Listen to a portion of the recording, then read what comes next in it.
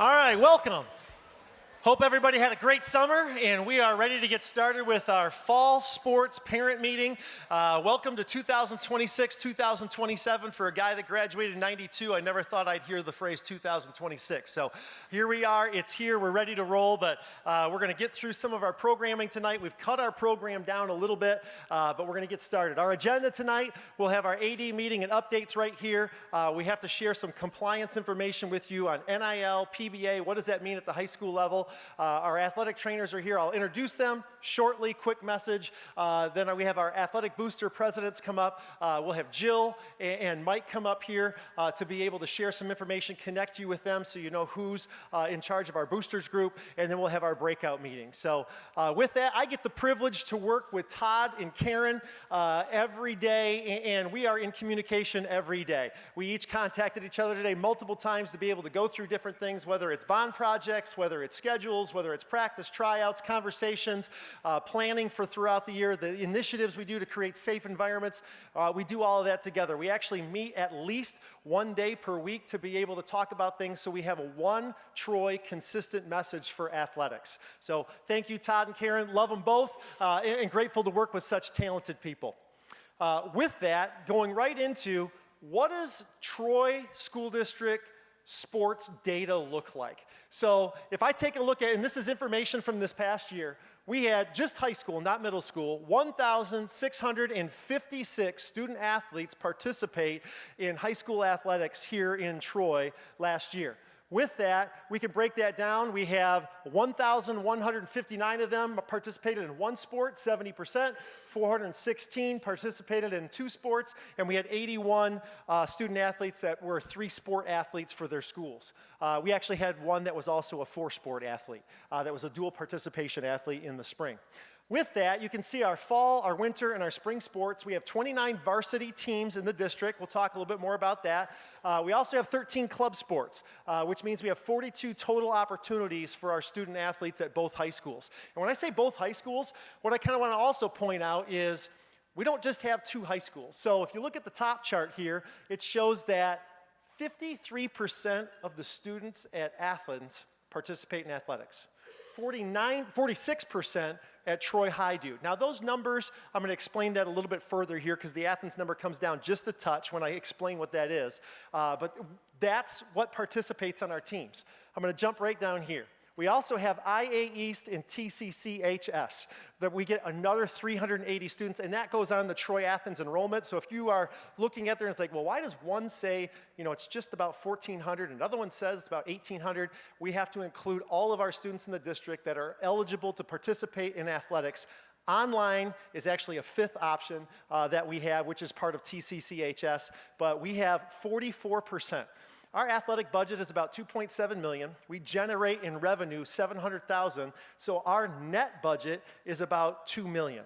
So with that, it's just about 1% of the Troy School District budget. So with that being said, 44% of 7th grade through seniors in high school participate in athletics, and it really, it's a program that touches almost everything. So with that, and it impacts the culture of our schools, our Friday night lights, everything that we have. So grateful for the opportunities that we have for our students, the coaches, and our athletic coordinators that support them.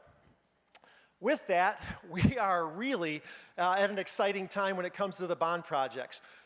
We are starting that year 4 of a 10-year process of the bond. Thank you for your support of that bond, and we are wrapping up all athletic bond projects here likely by Thanksgiving. We have a few little things that will linger, not from projects right now, but that will also be done in the future that we're doing something academic, and that's gonna impact athletics, and some of those things come in. But our major projects are wrapping up. So, starting back in 2023, Troy High had the first athletic bond project, and that was the main gym renovation, the new stadium, and Aux Turf Fields.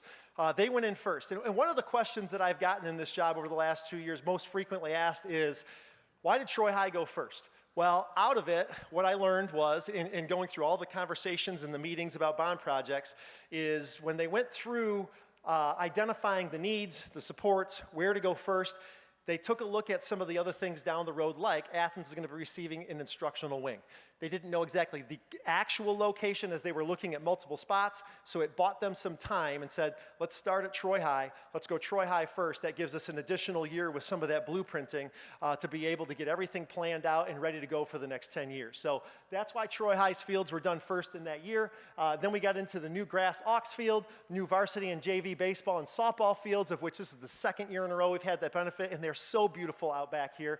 The new bathroom and athletic storage out by the fields, new tennis courts, new scoreboards, new athletic entrance. And I know I'm going to talk about Jill and Mike here in a little bit, but when you come into Troy High now, off of the road there where the student parking lot is, you see the beautiful entrance that's there. That includes concessions, storage, and some other things. But out of that, the district, you have paid for that. We're grateful for your support to be able to have that.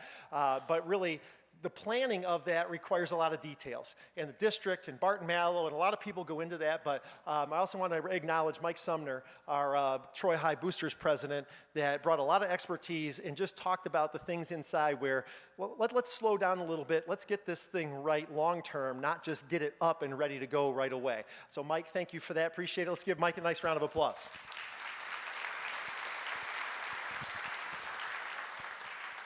It truly was a community event to be able to cross that finish line and get that ready to go, and we're grateful to have it for years to come. The new track is right now, we just got word, we are going to be able to start practices on the stadium turf at Troy High tomorrow.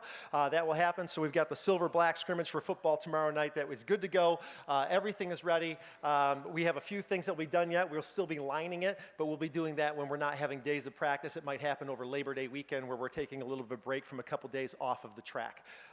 Then we go over to Athens. Athens had their track their stadium and Ox turf fields put in 2024. New tennis courts, new scoreboards followed.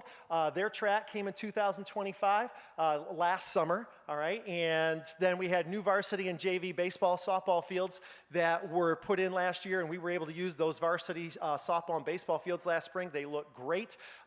One thing I'll say is, we used a company named Shaw for the turf, and they were great on design, they were great on installation, and one of the things they've done is let us know is, not just in the state of Michigan, but nationally, they're showing off the Troy School District turf fields because they feel like they're some of the best work that they've done. So we're very grateful for that, to know that we get that benefit here in Troy. They don't just perform well, they also look great. Then we have new bathrooms and athletic storage that were in the spring. The main gym renovation is going on now. We believe our main gym at Athens will be ready to go by the end of next week. All right, and then we have our new grass Ox field. That will be our last project that really wraps up the outside piece for athletics. I will also add here, and I realize this is athletic bond projects, but the new instructional building at Athens is related to going to be the athletic entrance. There's no plans to change the concessions over at Athens. It's working well, and we're grateful for the team that works through that. And Jill, you do a great job with your team running concessions over at Athens. The athletic entrance, though, likely will change location because of where the instructional wing is. And it might even require two locations to be able to walk in, one coming off of John R. and one that would be coming in off of where the instructional wing or parking lot will be. So we'll be taking a look at that as we have those projects wrapping up. The OAA, some updates here. So I've shared a little bit about this over time, but this year we are going to have the fewest number of teams in the OAA that's ever been in the history of the conference. The conference goes back into the early 2000s, just before 2000. But in going through it, we have Farmington ended up joining the LVC. They gave us a year's notice, and we knew things were coming down. We had a couple other schools that decided to depart, whether it be geography or for competition level. They decided to find a better fit. So the OAA has an expansion committee. It hadn't been used in a long time. I'm on that expansion committee. With that, we took a look at putting an application out to take a look at growing the conference. High school is not much different than college, even though the big difference is the revenue that comes in. At the college level, you're seeing all the time, is there a Pac-10 anymore? The Big Ten. What a joke. It's not a Big Ten, it's like the Big 20, all right? And then you have all these schools that are leaving one conference to go to another. The SEC's growing, the Big Ten, those are the two biggest conferences. The same thing is happening in high school athletics. On the west side of the state, we have one conference that has over 45 teams. And you start taking a look at this. Not that we're looking to get mega conferences, but what you're looking at is the OAA is the only conference in the state of Michigan that is set on one core value that I think is best for all of the schools in the conference, and that's competitive balance. We have teams here in our district at Athens and Troy High that are great in certain sports. And then in other sports, they might need a little more time to develop, or they have an ebb and flow in talent, and you can go up and down in divisions. That's not the case in a lot of other areas. It's geography, you're stuck with what you have, deal with it. We get the ability to be able to move up and down based on where we're at to give kids a competitive situation with where they are. And enrollment's taken into account as well. With that, we are going to be adding 5 teams into the OAA in 2027, 2028, next year at this time. They are Clawson, Davison, Grand Blanc, Novi, and Northville. Another question I frequently get is, what's the process for them to come into the OAA? Did we just say, oh, come on, join us? No. We put out application processes. So in going through this, this is what it starts off with. A school district must apply to join the OAA. Those applications are given to the expansion committee. We share them with the OAA ADs. Then it goes to an AD vote. That vote is a recommendation whether to continue in the process to join the OAA. That's just one step. From there, we have a site visit. That site visit is not just based on athletic directors. It includes principals, it includes superintendents, it includes boosters. We have all kinds of people that are involved when it comes to adding teams to the OAA. We have schools outside of these 5 that applied that we said, this is not the right fit for different reasons. In educational athletics, we get to pick and choose who is able to come in. With that, the benefit of having 28 teams is that you can have 4 divisions of 7. You have more things to be able to go through. So in some of our sports, like I'm just going to use football, for example, when you have 4 divisions of 7, you now are able to have, you're going to play 6 opponents in your division, you have 3 other games, you get to have fewer crossover games. So what that means for us down the road when this takes place is football might not have to have 2 crossovers of going up to be able to fill that, and they'll still be able to have one going down. But they're going to have better balance to be able to have, whether it's geography, another local rivalry, whatever that might be, it gives us more flexibility with larger the conference that it gets. So with that, it goes from site visit, then goes to a principal vote. So our principals academically have to approve whether or not these schools fit our OAA conference expectations and standards. And then the school, if they're accepted, it goes to them and they have the right to be able to accept or decline that to join the league. So long story short, that's our process of how these 5 schools have come in. We do believe that we are looking to expand further to be able to get that to 32, where we might have 4 divisions of 8, or even in some sports where you want smaller divisions, where you'd have 5, where it gives greater opportunity for further competitive balance. So that's a little bit in a nutshell of why there's expansion, the ebbs and flows of our numbers that have taken place this year, last year, and what's coming forward. You've all heard, our district has gone through, a budget reduction. And in going through that, in my role, I'm in the spot where I'm told, like, hey, this is what we need you to do. So in going through this, athletics is also touched in this as well in regards to budget reductions. So Todd and Karen and I sat down and we talked about what are our goals that we want to have here that we have to maintain. And the first one was we want to be able to sustain opportunities for our student athletes. Nobody likes to make cuts. Nobody wants to take opportunities away. So priority number 1 was to do what we can to keep those opportunities. They might look different, but they are still there.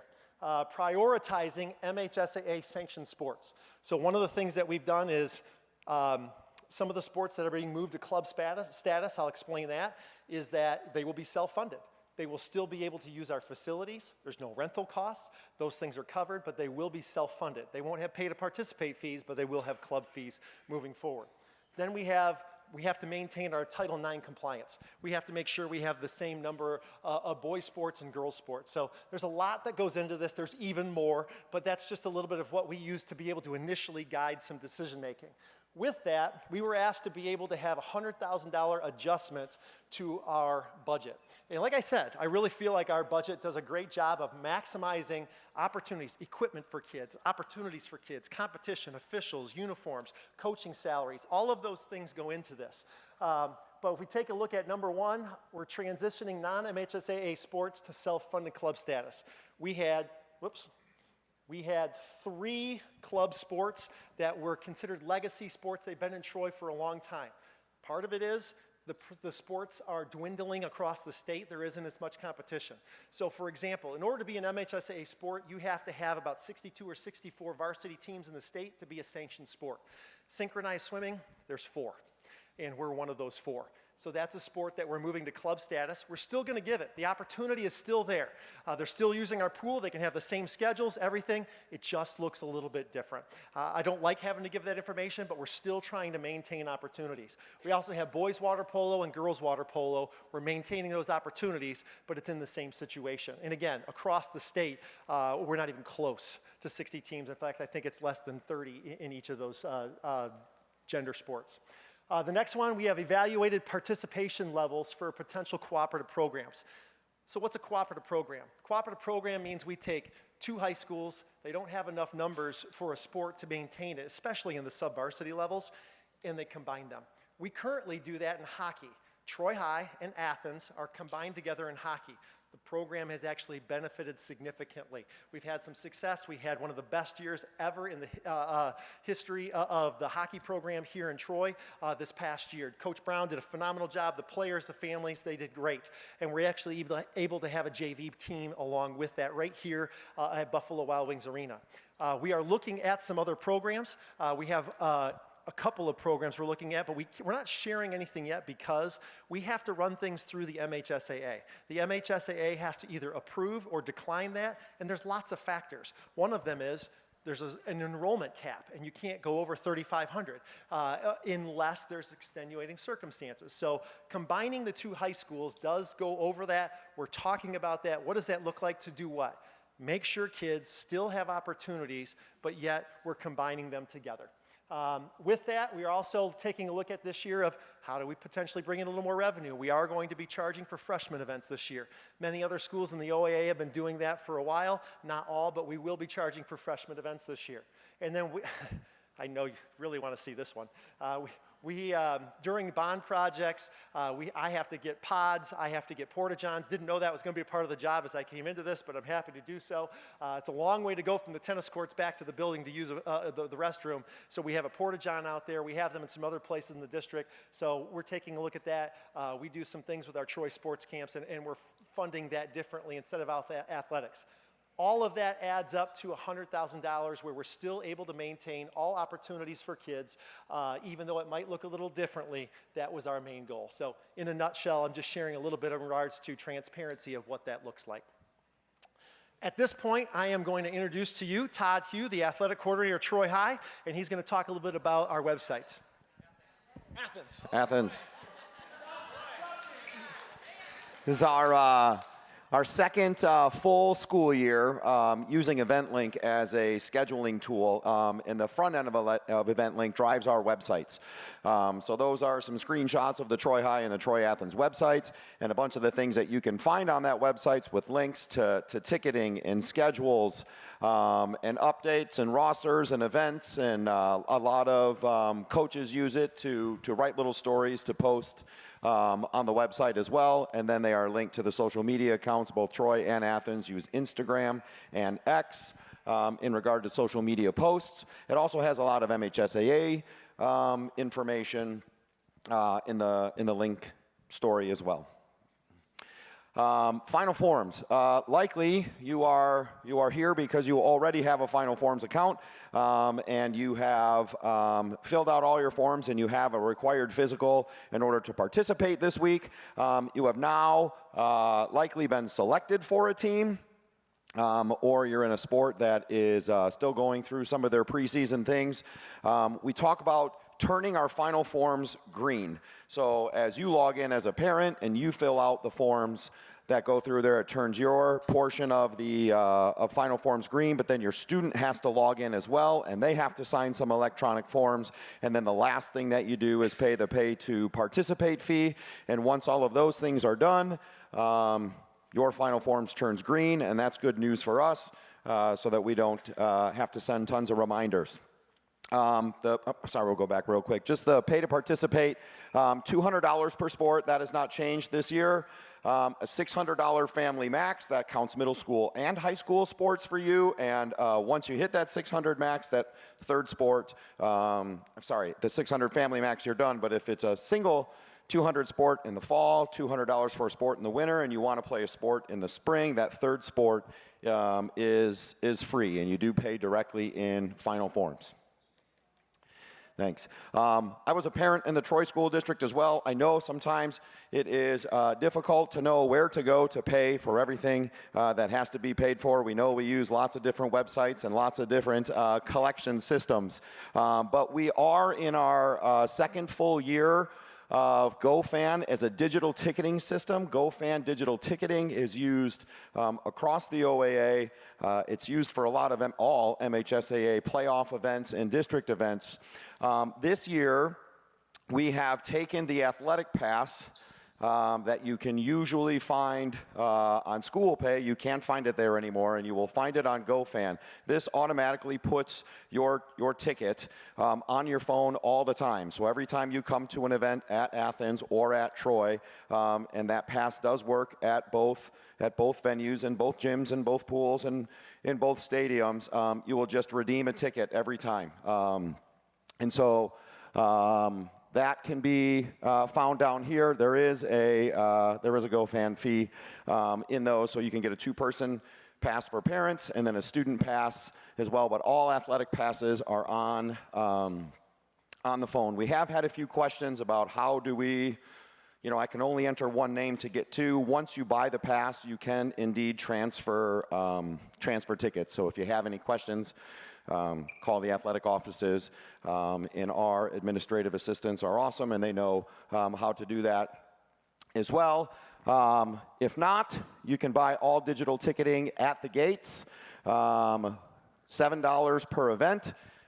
We take Apple Pay, we take Google Pay, we take credit cards. We don't take cash. So there are credit card readers at the gate. If you are a senior citizen, or you can also pre-purchase your tickets through the GoFan app. You don't have to pay at the gate. If you are a senior citizen, there is a $5 rate at the gate, and any Troy resident over 60 has an opportunity to receive a free pass to any athletic events. Contact the athletic office, and we can tell you how to do that as well. And I already talked a little bit about EventLink, right? Yep. With the website. Karen Baird, Troy High. Not Athens. Karen Baird, I'm at Troy High. I'm just going to talk to you a little bit about EventLink. So basically, Todd talked about it. It is live in regards to when we make changes in any schedules with Beth or with Lisa at our high schools. It automatically goes into the website. And EventLink has been a huge scheduling tool for us, for practices, and for games. So for you, and how does it help you? You can actually subscribe onto EventLink, and you can find out where your son or daughter's practice and the times will be. So what you do is you just go,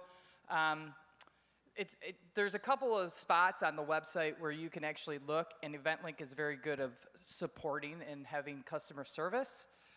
So you could go into EventLink, you log in, you create your login, and then you actually subscribe and say which sport that you want to be a part of. So if you want to be a part of JVB boys soccer, you click on that, and then you can figure out how to upload it to your phone, and then that helps you have all in one spot. So we use it again for all the scheduling purposes, okay? So when you see, I want to make sure reiterate, with the website, it is live, like it's real time. Those changes are correct when you see the website, okay? You can also make sure that you can subscribe to multiple calendars. So if you have, one child on JVB soccer and then another child on volleyball, you can subscribe to both calendars in there, and you'll be able to see all of that, okay? All right, we are providing one-way transportation for all of our student athletes. And this is one of those in Troy School District that we've been able to do and be able to keep. And it is very beneficial. There's a lot of OA teams that don't have this. So we provide it to your OA, basically to your event that you're going to. This is a Monday through Friday. On Saturday, it is different. So that's more of the team will figure out how to transport with parents being in charge, hopefully. One of the biggest things is we talk about safety and how important it is that student athletes do not drive to contests. And so especially even on Saturdays, that's one of the things we emphasize.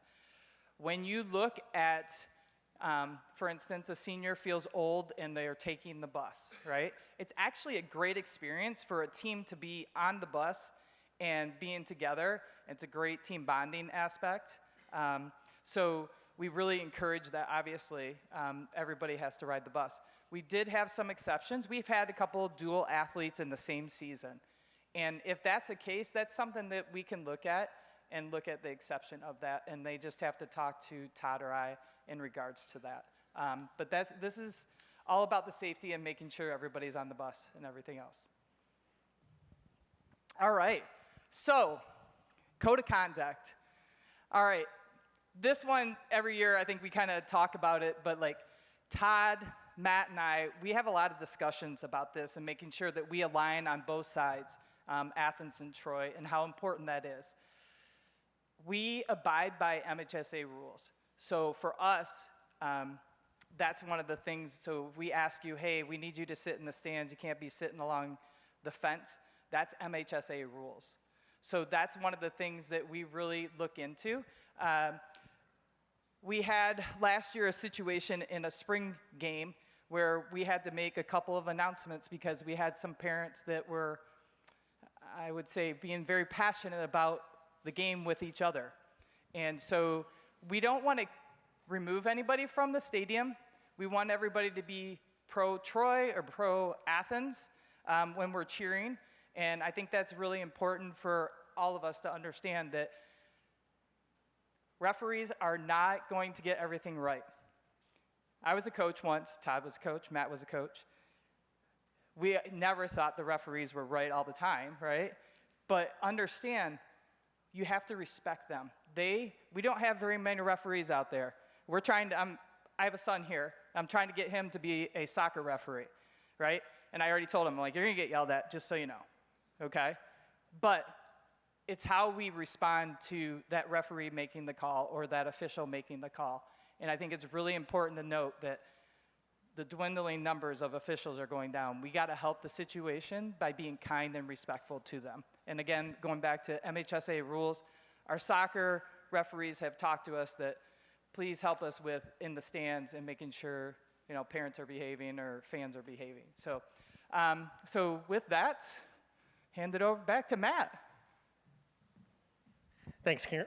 Thanks, Karen. One of the things that we certainly want to make sure that we offer is a safe opportunity for your children.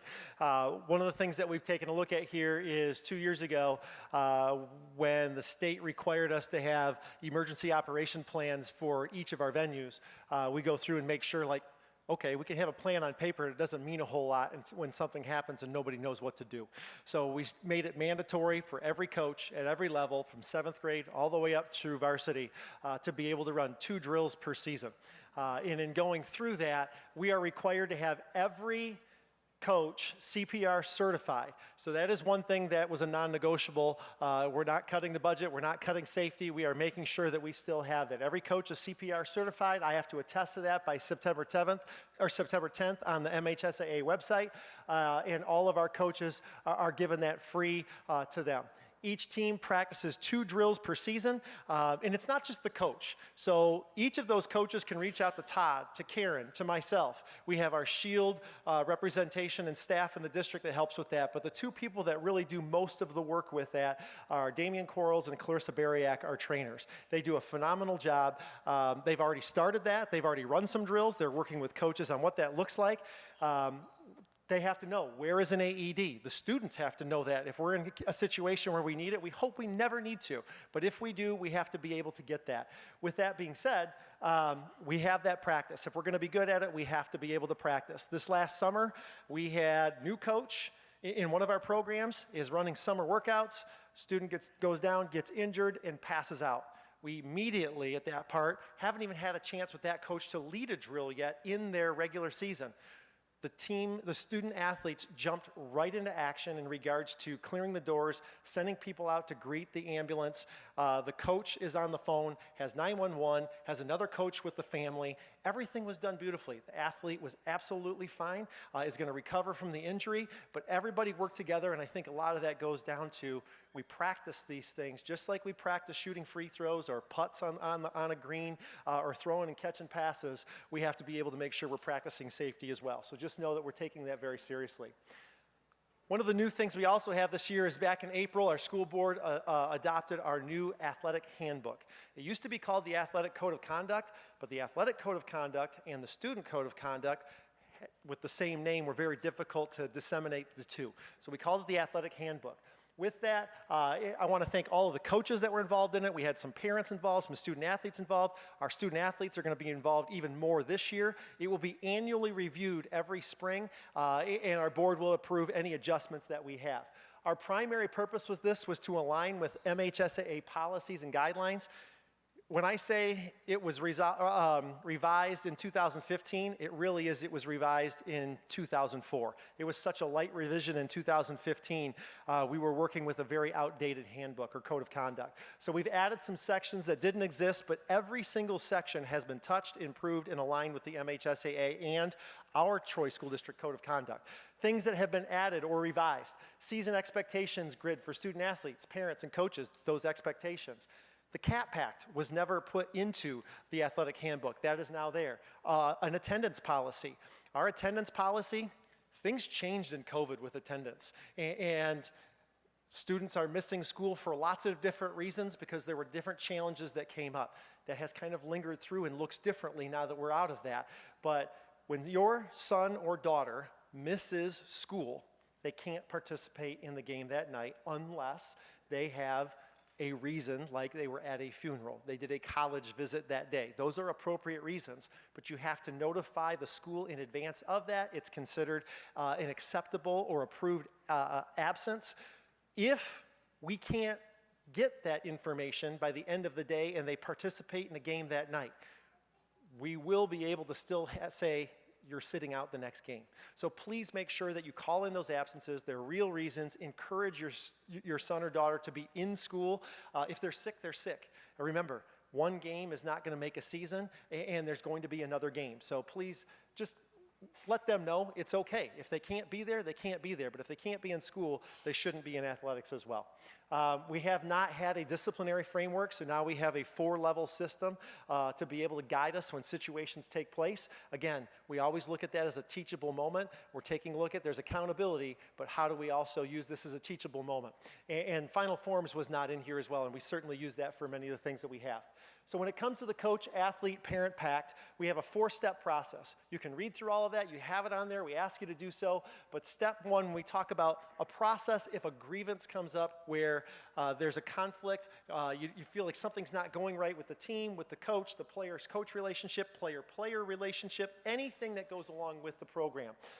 Number 1, we want the student athlete to go have a conversation with the coach. That takes care of most situations. If that doesn't resolve things, the student athlete and the parent, we ask you to meet together with the coach. If that doesn't resolve it, it would then go up to Karen and Todd, the athletic coordinators. You can meet with them.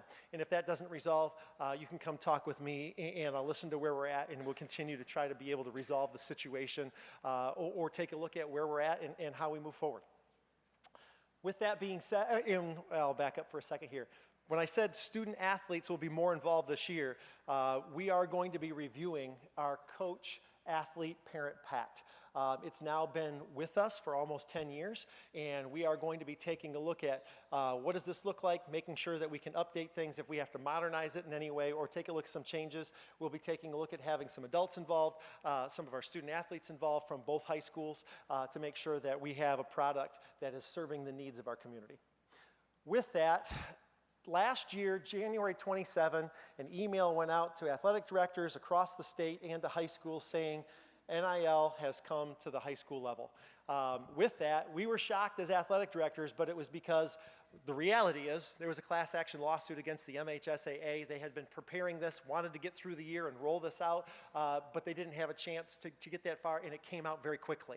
So they threw things out there, not a lot of instruction, but the more we've looked into it, really grateful the MHSA has done their homework on this. We're going to watch a quick video. I'm required to play this for you for compliance. It's about 14 minutes. That's the one thing we're doing. We cut out having a community partnership in here tonight to be able to shorten the program a little bit. But watch through this and know that you're the one that's responsible for all NIL and PBA. The district really can't have anything to do with it, nor can your coach, the boosters, the athletic coordinators, anybody. And the MHSAA has a lot of information that guide you through this, but let's get this started. The MHSAA welcomes you to this presentation geared specifically for students and parents regarding the new personal branding activity allowances, or also known as NIL, under MHSAA regulations. Again, this is an overview geared towards students and parents. Michigan is the 47th state in the country to allow NIL opportunities. In Michigan, as in most other states, it's very clear that these are individual opportunities for individual students. High school NIL or PBA is much different than what you see at the college level, where the activities under MHSAA rules must be individual opportunities for individual students with no activity connected whatsoever to your high school. Let's start with the things that are allowed under personal branding abilities or opportunities. The first is students are permitted to earn money through these commercial avenues such as commercials or endorsements. They're able to be paid to appear at autograph sessions. Students are able to be involved in merchandise sales. They're able to have personal appearances, and they can also earn money from student employment with any of these kinds of opportunities. And then lastly, one of the most common areas where PBA opportunities exist are students who are paid for working as a social media influencer. These are the areas where it's a complete green light in what kinds of things students can do and do legally. So what's different from the college level is there must be a clear wall or divide between the student and school when it comes to PBA opportunities at the high school level here in Michigan. So for the student to have a PBA opportunity, it has to be an individual activity. So the student is really serving as an individual enterprise. It is personal income, any money or value that is earned.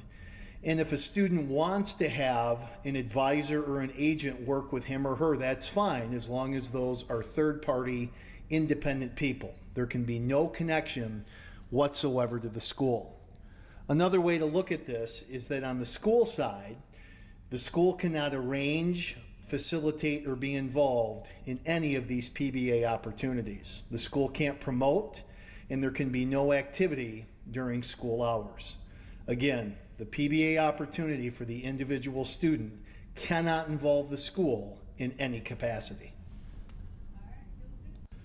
So there can be no use of the school's intellectual property involved in any personal branding opportunity. Your personal brand cannot utilize the school's brand. So that means no school logos, mascots, or trademarks. Cannot use the team jerseys or uniforms. Can't use any school facilities, which could include the stadium, gym, field, or other areas at the school. And then you cannot use any school media properties awards, such as the school's social media accounts. So again, another example that there needs to be a clear divide between the individual opportunity for the student and the member school.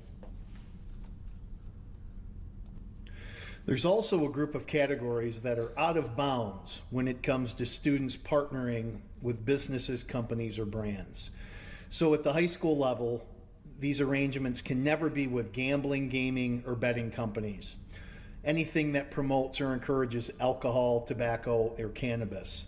Any other kinds of banned substances, including performance enhancers, and certainly anything to do with firearms or weapons, and anything that is of adult or explicit content. For the full list of these out-of-bounds categories, please visit mhsaa.com/NIL for that full list. Again, one of the biggest differences between NIL or PBA that's allowed in Michigan at the high school level and what you may see at the college level is a complete ban on groups, collectives, and boosters. Unlike college, our high school PBA opportunities strictly prohibit collectives formed to support a specific school athletic program. So there can be no involvement from booster alumni groups. There can also be no donors, which is defined as anyone who's contributed over $10,000 in the past 4 years. And there can be never any PBA opportunities connected or created for students at a specific school. PBA opportunities can never be connected to performance in a contest or any kind of recruitment. Compensation has to be provided for branding work, not athletic results. So there can never be any kind of compensation for points scored or touchdowns scored or any other kinds of statistical categories, nor can it be tied to any kind of team success.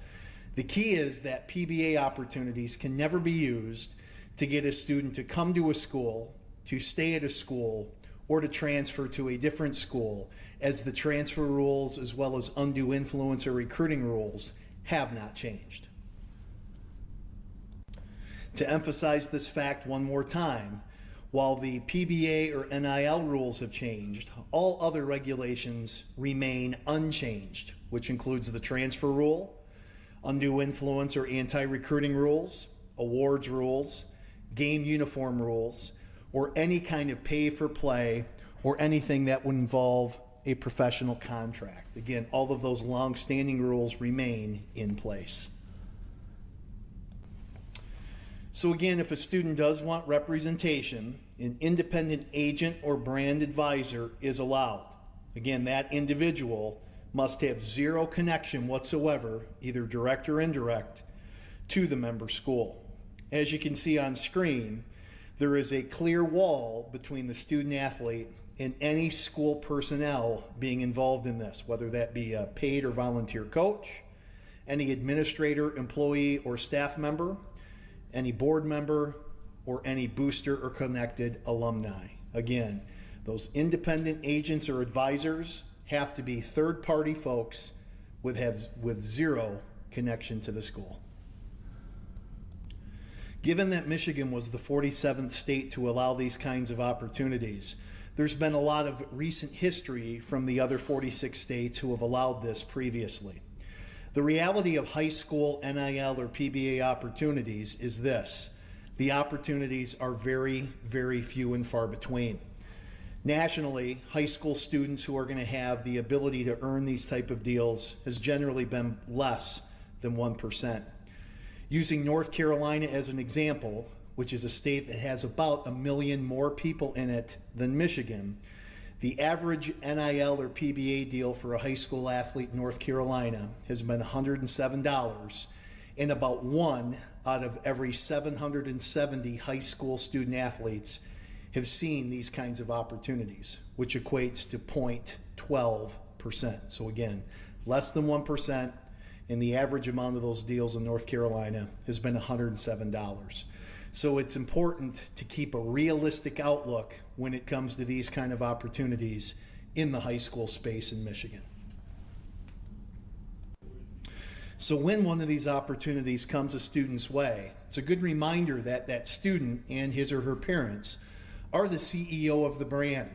In other words, it is the student and family's responsibility to make sure that any tax obligations are being followed, both IRS and state. And it's also your responsibility to verify your eligibility at the next level if that's where you choose to go, which could mean with the NCAA, the NAIA, or the National Junior College Association. Also need to make sure that any of your PBA opportunities comply with your school rules and also comply with all other MHSAA regulations. So again, it's the student and his or her parents or guardian who are ultimately the CEO of your brand, and it's your responsibility to make sure that all of these obligations are being followed. So a good place to go for all information is mhsaa.com/NIL. A key part of this landing page is the disclosure form. That disclosure of any PBA or NIL deals is mandatory to the MHSAA. So as you can see, all of these opportunities must close for review and approval before that ultimate commitment or the contract is signed. Transparency is the key to remaining eligible for all students. The reality is high school NIL does not look the same as college. For students that are getting at the college level, college athletes that are getting tens of thousands, hundreds of thousands, or even millions of dollars, like Bryce Underwood is the quarterback in Ann Arbor, that is not what it looks like at the high school level. Troy right now has not had an NIL deal yet for a student athlete. That's a matter of time before it happens. Most of the time of what we're seeing across the state is that student athletes are being approached as influencers for certain products, whether it be a soccer brand with a soccer player, whether it be a baseball player showing off orthotics for a certain company. But the bottom line is reach out to Todd, Karen, myself if you have questions. You can't have any contact with anything that has anything associated with the district. We're here to help coach you through that just so that the consequences can be pretty significant. We don't want anybody to miss time and do it the right way. With that, we plan on showing that here this fall. We'll have this on our website for the rest of the year, so our winter and spring meetings, we won't be playing that. With that, as we go through this, what does it mean to you? You're responsible for all NIL and PBA. You can't have anything to do with it. Athens and Troy High boosters. The one thing I'm going to say about this part is if they have a local restaurant or company that donates money for a banner to go up to be able to sponsor our athletics, great, love that. They can't also simultaneously say, hey, we'll give you $100 to do a commercial or do something with us on a social media post. They can't do both. So please make sure that you hear that piece, and our booster presidents have heard that. But as you're going through that, if you're going to get an NIL deal or PBA in high school, come see us. We'll talk you through it. With that, you know, as we're going through this, we talk about safety being paramount and one of our priorities. We have two wonderful trainers, Clarissa Bariak at Athens, Damian Quarles at Troy High. They both have joined us here in the last year after coming in from Mike Sign and Troll, who have been with us for a very long time in our district. They've hit the ground running. They're doing a wonderful job. With that, Clarissa is going to be able to share just a quick message with us here on behalf of both trainers. But out of that, I want to thank you. You have tough hours, all right? You have one of the most challenging jobs is that any time an injury occurs, you're there to help take care of our kids. So on behalf of everybody in this room, thank you. Clarissa.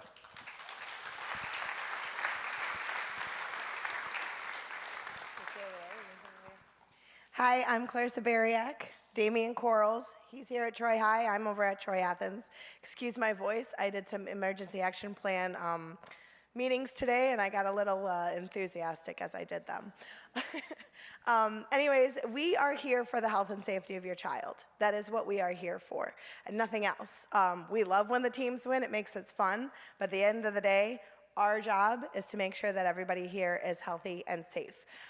Couple ways that you guys can help us do that. Make sure your kids are eating good, well-balanced meals throughout the season. Make sure they're getting enough sleep. And then we also want to make sure that if you guys have any questions, please feel free to come to us. As the parents, you guys are always welcome to take your kid to the doctor whenever you feel that that's important. However, it is a state law that for them to return to sports, we have to have a doctor's note for them to do that. That being said, I mean, that's simple. You can email it to us, you can bring it to us, have your child bring it to us. That's kind of the golden rule of what we do, is we have to have those physician notes. But at the end of the day, we are happy to help. We hope that you encourage open communication between your kids and us so that we can help them to the best of our abilities. And we look forward to some great seasons in our programs.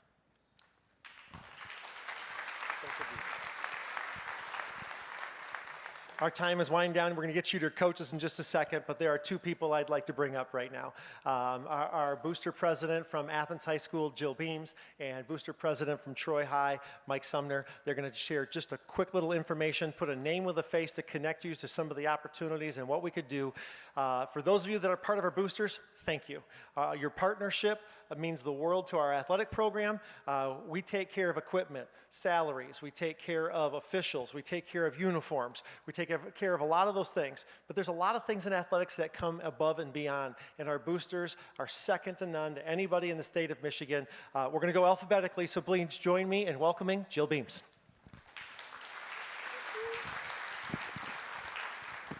Hi, thanks for being here tonight. It's nice to see you all, and I'm just going to share a few things about our booster program so Athens parents are familiar, especially if you're a brand new Athens incoming freshman parent.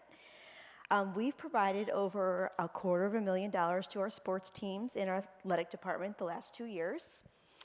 So some examples, we paid for Huddle, which is a video recording devices in the cameras that are in the stadium and on the basketball court. Portable soccer nets for the soccer team, Guardian helmets for the football team, and we've also contributed towards many projects around the stadium and around our school. In order to provide all of these, we need our members. We love our members, but we really love new members. So in our organization, we have set up a program where you can get your $200 pay-to-play participation fee reimbursed. We also have a scholarship program where your senior athlete can be awarded up to $2,500 in a senior scholarship. How do we do all this? We host over 90 athletic events at Athens every single year. So that means our concession stand is open over 90 times. And we need you. We need your help for that to happen. So we would love to tell you more about that and have information at our table out there. Thanks. Thank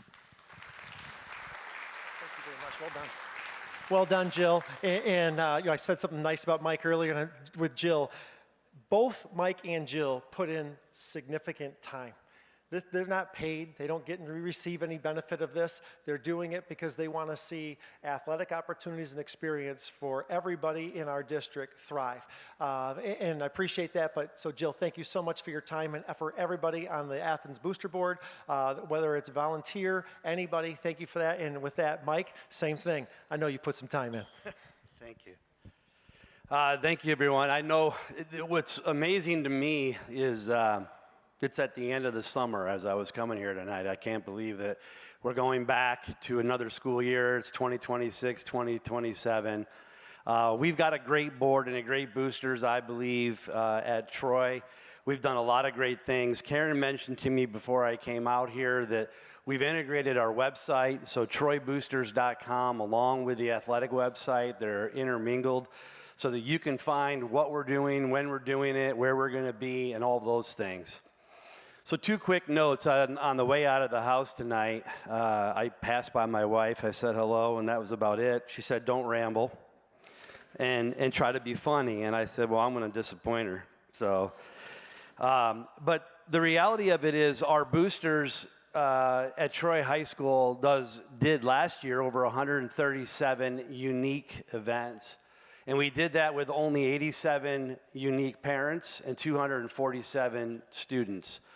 So as freshmen, the class of 2030 coming in, those freshman parents, you are desired by us, as Jill said, and we look forward to having you come with us to make this process, which I call the athletic process, as fun and as entertaining and as engaging as possible.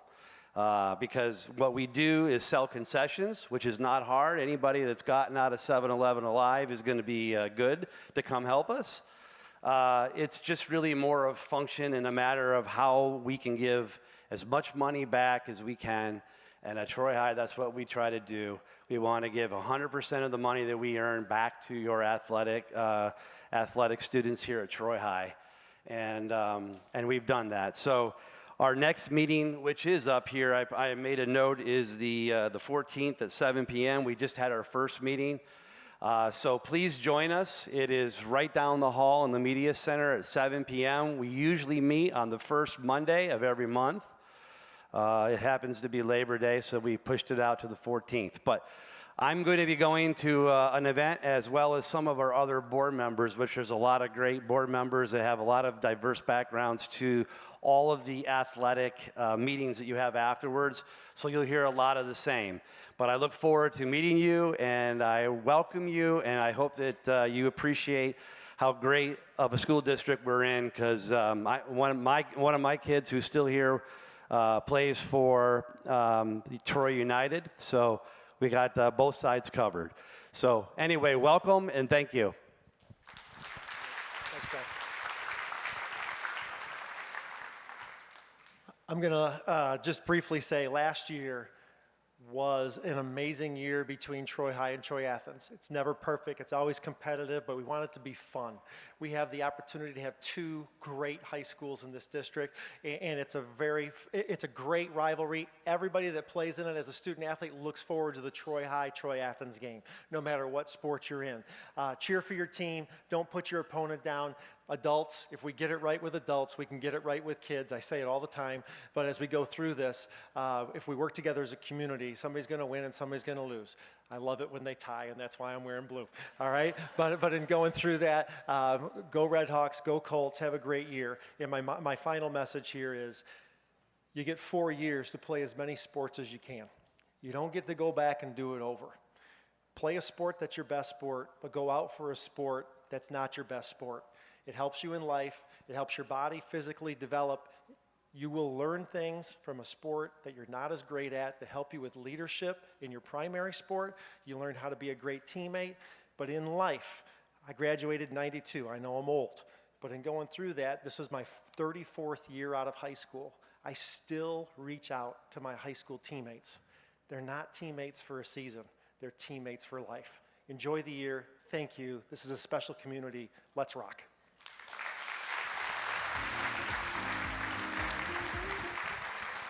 Final message. Here's your locations. They're all posted out here. You're welcome to be able to go where your team is at. If you're up here, not up here, it means your team has already met. We're up here if you have any questions.